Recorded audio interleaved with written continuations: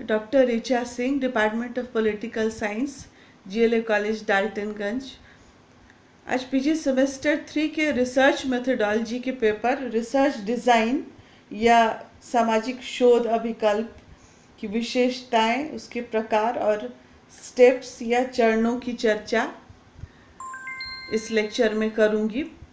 तो जैसा कि हम जानते हैं कि सोशल साइंस, जिसके अंतर्गत पॉलिटिकल साइंस भी आता है, उसमें सामाजिक शोध के कार्यान्वयन की रणनीति या स्ट्रैटेजी बनाना बहुत ज़रूरी होता है, क्योंकि हमारे पास नेचुरल साइंस की तरह कोई प्रयोगशाला या लैब नहीं होता।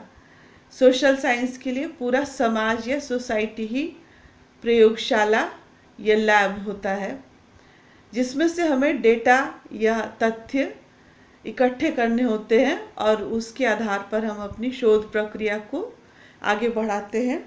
तो इसके लिए उपयुक्त या प्रॉपर ढंग से रिसर्च डिज़ाइन को बना लेना बहुत ज़रूरी होता है। अब सामाजिक शोध जैसी जटिल प्रक्रिया को साइंटिफिक या वैज्ञानिक ढंग से कर पाने के लिए एक सिस्टमेटिक प्रारूप बनाना ही रिसर्च डिज़ाइन बनाना कहलाता है। यह शोध प्रक्रिया को सही दिशा देता है। इसके साथ साथ शोधकर्ता को अपने लक्ष्य की प्राप्ति में सहायता करता है, जिससे सीमित साधनों तथा निर्धारित समय के भीतर भी शोध कार्य को पूरा किया जा सके। अब रिसर्च डिज़ाइन में दो शब्द हैं। एक रिसर्च यानी अनुसंधान। तो अनुसंधान का मोटे तौर पर अर्थ सामाजिक घटनाओं तथा तथ्यों के बारे में नई जानकारी प्राप्त करना है, या पूर्व अर्जित ज्ञान में संशोधन यानी सुधार, सत्यापन या वेरिफिकेशन और संवर्धन या वृद्धि करना है। फिर डिज़ाइन या अभिकल्प शब्द का अर्थ पूर्व निर्धारित रूपरेखा है। मिस्टर ब्लैक तथा चैंपियन के अनुसार रिसर्च डिज़ाइन के कार्य हैं सामाजिक शोध या रिसर्च डिज़ाइन की रूपरेखा का यह ब्लूप्रिंट उपलब्ध कराता है। जिस प्रकार किसी आर्किटेक्ट या वास्तुकार को कोई मकान बनाने से पहले प्रपोज्ड या प्रस्तावित मकान का मैप तैयार करना होता है, वैसे ही शोध करने वाला किसी सामाजिक शोध को प्रारंभ करने के पहले उसकी रूपरेखा यानी ब्लूप्रिंट तैयार करता है। इसके अंतर्गत रिसर्च प्रॉब्लम या शोध समस्या का स्वरूप, अध्ययन का क्षेत्र, सैम्पलिंग, तथ्य संकलन यानी डेटा कलेक्शन की विधियाँ, डेटा के प्रसंस्करण या प्रोसेसिंग की विधि, उसका विश्लेषण, विवेचन तथा सामान्यीकरण या जनरलाइजेशन के संदर्भ में पूरी तरह से डिज़ाइन तैयार कर लिया जाता है। इस तरीके से हम देखते हैं कि research design social science research का बहुत महत्वपूर्ण भाग होता है। इसकी निम्नलिखित विशेषताएं हैं, जिसकी हम बारी बारी से चर्चा करते हैं। पहली विशेषता है कि रिसर्च डिज़ाइन सामाजिक या सोशलिस्टिक होता है, यानी कि यह सामाजिक समस्याओं या घटनाओं के अध्ययन में हमारी मदद करता है और इसका अप्रोच सामाजिक होता है। क्योंकि सोशल साइंस में हमारा अध्ययन क्षेत्र ही समाज होता है, तो ये हमें अध्ययन में समाज की ओर उन्मुख करता है या प्रेरित करता है। इसकी दूसरी विशेषता सरलीकरण या सिंप्लीफिकेशन कहा जा सकता है। यह रिसर्च की जटिल प्रकृति को सरल या आसान बनाता है। तीसरी विशेषता है कि यह रिसर्च प्रक्रिया को निश्चित दिशा यानी कि डेफिनेट डायरेक्शन प्रदान करता है। अगली विशेषता है कि यह अनुसंधान प्रक्रिया में आगे आने वाली परिस्थितियों को नियंत्रित करता है। अगली विशेषता के रूप में हम कह सकते हैं कि एक अच्छा सामाजिक शोध अभिकल्प या डिज़ाइन लचीला, उपयुक्त, प्रभावी तथा किफ़ायती यानी कि इकोनॉमिकल होता है। रिसर्च डिज़ाइन की अगली विशेषता ये है कि जो सबसे कम प्रायोगिक त्रुटि यानी कि एक्सपेरिमेंटल एरर देता है उसे शोध के लिए सबसे अच्छा माना जाता है। सोशल साइंस रिसर्च डिज़ाइन को अधिक से अधिक सूचनाएं संकलित करना चाहिए तथा समस्या के विभिन्न पक्षों पर विचार करने के लिए भी अवसर प्रदान करना चाहिए। अगली विशेषता के रूप में कहा जा सकता है कि शोध अभिकल्प के प्रश्न शोध समस्या या रिसर्च प्रॉब्लम के उद्देश्यों से संबंधित होते हैं, जिससे रिसर्च सही ढंग से आगे बढ़ता है। साथ ही शोधकर्ता के लिए उपलब्ध समय तथा धन के अनुरूप यह होता है। अगली विशेषता है शोध अभिकल्प को विश्लेषण के लिए कम से कम बायस या पक्षपात वाले विश्वसनीय आंकड़े इकट्ठा करना चाहिए। अब हम देखते हैं कि रिसर्च डिज़ाइन के विभिन्न चरण कौन कौन से हैं। तो इसके 12 मुख्य चरण कहे जा सकते हैं। पहला है अध्ययन विषय या समस्या का चयन या सिलेक्शन करना। दूसरा है अवधारणाओं या कॉन्सेप्ट्स का स्पष्टीकरण। तीसरा अध्ययन के उद्देश्यों का वर्णन। चौथा परिकल्पना यानी हाइपोथेसिस को बनाना। छठा रिसर्च डिज़ाइन का निर्धारण कि ये कैसा होगा, वर्णनात्मक होगा, अन्वेषणात्मक, निदानात्मक या प्रयोगात्मक, किस तरह का होगा। सातवीं स्टेप या चरण है अध्ययन क्षेत्र का, रिसर्च एरिया का निर्धारण।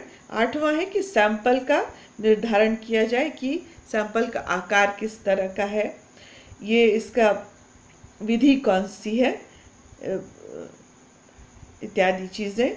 9वीं चरण या स्टेप है तथ्यों का संकलन।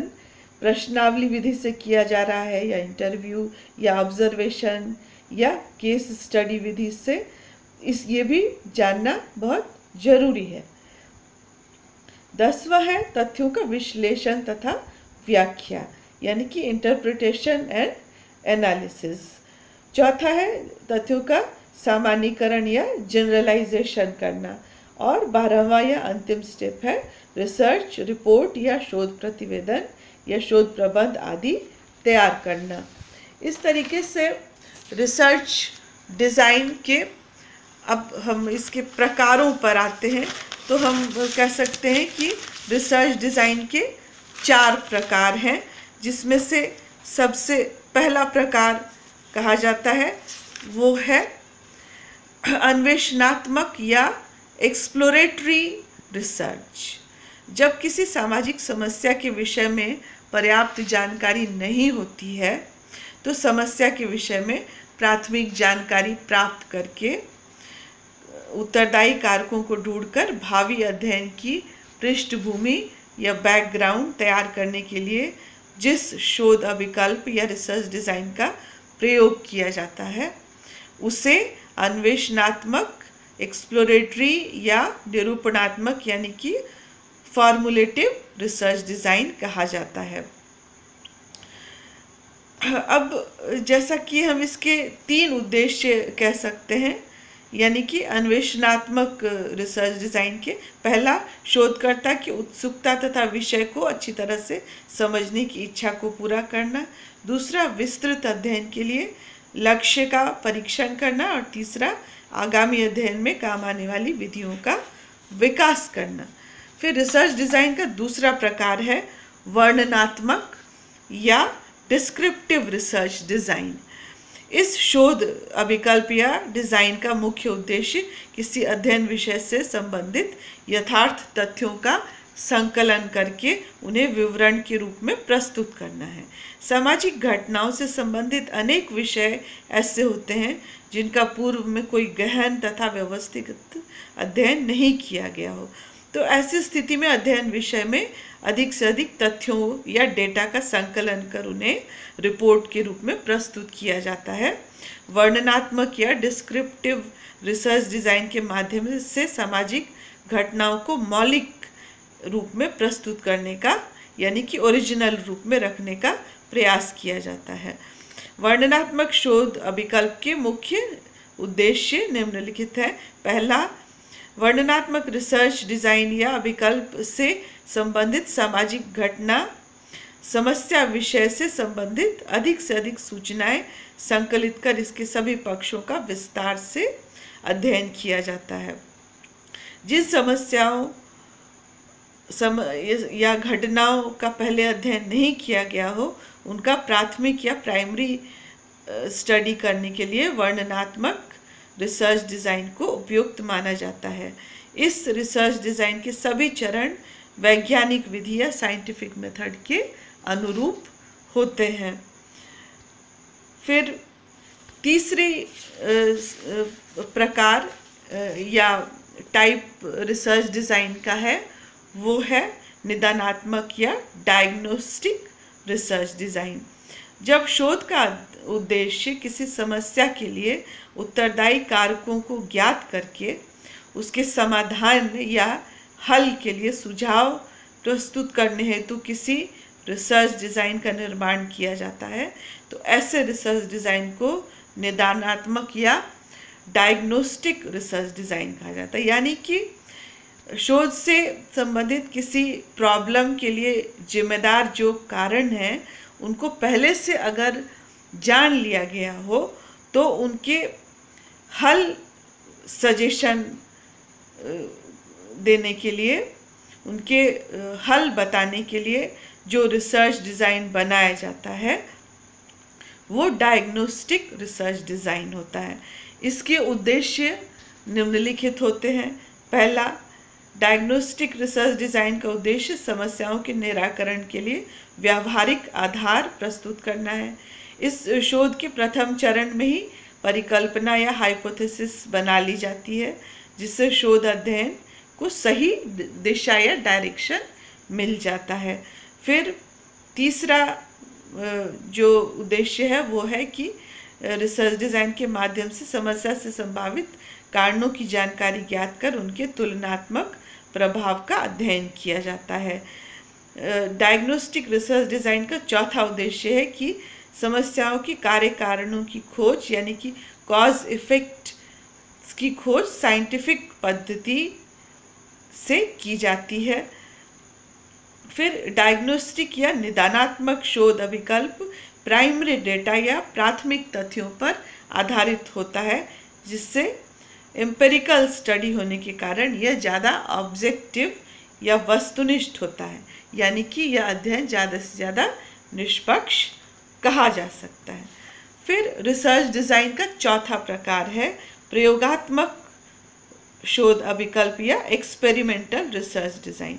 जिस तरीके से प्राकृतिक विज्ञान या नेचुरल साइंसेज में अध्ययन विषय को कुछ नियंत्रित दशाओं में रखकर विभिन्न अवस्थाओं का अध्ययन किया जाता है, उसी प्रकार जब सामाजिक घटनाओं को भी, यानी कि सोशल साइंस से रिलेटेड सामाजिक घटनाओं को भी कुछ नियंत्रित दशाओं में रख करके परीक्षण करके फिर अध्ययन की रूपरेखा तैयार की जाती है, तो ऐसे प्रारूप या डिज़ाइन को प्रयोगात्मक या एक्सपेरिमेंटल रिसर्च डिज़ाइन कहा जाता है। इस रिसर्च डिज़ाइन के अंतर्गत सामाजिक घटनाओं के विभिन्न पक्षों या चरों, यानी कि वेरिएबल्स में से कुछ को नियंत्रित कर अन्य चरों या वेरिएबल्स पर नई परिस्थितियों के प्रभाव का अध्ययन किया जाता है। जब कई नई परिस्थिति आ जाती हैं तो फिर उन पर कैसा और कितना प्रभाव पड़ा, ये प्रयोगात्मक शोध अभिकल्प या रिसर्च डिज़ाइन से प्राप्त होता है। तो इसके प्रयोगात्मक शोध अभिकल्प के 3 प्रकार हैं, जिसमें से पहला है पश्चात निरीक्षण, यानी कि आफ्टर ओनली एक्सपेरिमेंट, और दूसरा प्रकार है पूर्व पश्चात परीक्षण, यानी कि बिफोर आफ्टर एक्सपेरिमेंट, और इसका तीसरा प्रकार होता है ऐतिहासिक तथ्य परीक्षण, यानी कि एक्स पोस्ट फैक्टो एक्सपेरिमेंट। इस तरीके से हम देखते हैं कि रिसर्च डिज़ाइन के ये चारों प्रकार हैं, और रिसर्च डिज़ाइन का निर्माण सामाजिक अनुसंधान के लिए बहुत ज़रूरी तथा उपयोगी है। चूँकि सामाजिक घटनाएं बहुत विविधतापूर्ण होती हैं, बहुत तरह की घटनाएं समाज में घटती हैं, तो इसके लिए सामाजिक अनुसंधान जो है बहुत चैलेंजिंग और बहुत कठिन काम होता है। तो शोध अभिकल्प या रिसर्च डिज़ाइन हमेशा अध्ययन विषय की प्रकृति, उद्देश्य और परिकल्पनाओं के अनुरूप होना चाहिए और इसका मुख्य प्रयोजन या उद्देश्य अध्ययन विषय से संबंधित विभिन्न चरों या वेरिएबल्स का तार्किक प्रभाव का परीक्षण करना यानी जांच करना तथा सामाजिक घटनाओं के कार्य कारण संबंध यानी कि कॉज इफेक्ट रिलेशनशिप को स्पष्ट करना होता है। रिसर्च डिज़ाइन की सहायता से इन सारे लक्ष्यों को प्राप्त किया जा सकता है। Thank you.